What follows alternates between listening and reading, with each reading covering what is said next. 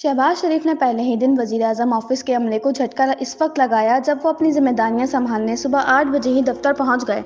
इस वक्त तक अमला बिलखुसूस अफसरान नहीं पहुंचे थे। जब अफसरान को वजीर-ए-आज़म की आमद का पता चला तो वो दौड़े दौड़े वजीर-ए-आज़म हाउस पहुंचे। शहबाज शरीफ के दिन की पहली मसरूफियत वजीर-ए-आज़म हाउस में इनको दिए जाने वाला गार्ड ऑफ ऑनर था।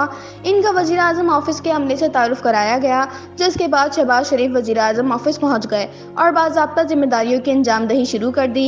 बाइज्जत वज़ीर-ए-आज़म उन्होंने सबसे पहले हुक्म दिया कि हफ्ते में 2 के बजाय 1 तातील कर दी जाए। इसके साथ ही उन्होंने सरकारी दफातर के औकात-ए-कार में भी तब्दीली कर दी, जो अब 10 बजे के बजाय सुबह 8 बजे काम शुरू करेंगे। वज़ीर-ए-आज़म का दूसरा हुक्म अवाम के लिए रिलीफ के ऐलानात पर अमल दरामद के आगाज से मुताल्लिक था, जो उन्होंने गुज़िश्ता रोज़ कौमी असम्बली में किए थे।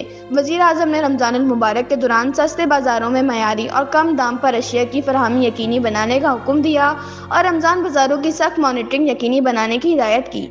शहबाज शरीफ ने कहा कि अवाम को सस्ती अशिया की फराहमी में गफलत बर्दाश्त नहीं करूंगा। उन्होंने पेंशन में इजाफे, कम अज कम उजरत 25,000 करने के ऐलानात पर फिलफौर अमल दरामद का हुक्म भी जारी किया।